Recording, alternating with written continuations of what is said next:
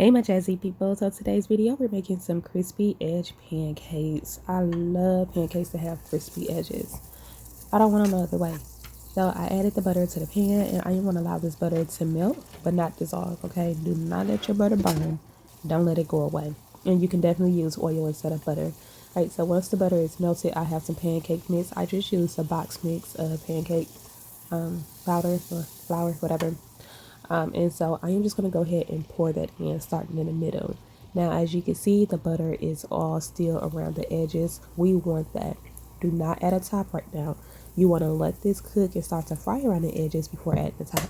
Get a top that fits. This is a universal top, and I can find a top that went to this pan or whatever. And so once you put the top on, it only needed just about 15 more seconds. And then I flipped these pancakes over and added some butter to the top. And this is how I love my pancakes. But my daughter don't like hers is dark. So I'm going to show you how I cook hers to still have crispy edges, but are definitely lighter in color because she thinks the other ones are burnt. So the same thing, add the butter, allow the butter to melt but not burn. Pour the pancake batter in, make sure there's butter all around the edges. This one didn't, so I had to move the pan around to make sure the butter got everywhere. And just let it start to crisp up around the edges. Once you see that and it bubbles at the top, put your lid on and wait about 10 to 15 seconds. Take it off, flip it over, okay?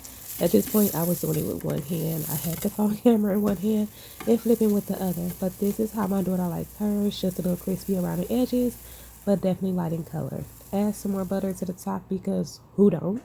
And here we go. These are both of our pancakes. We did serve them with an omelet, and I will link a video in the comments. See you later.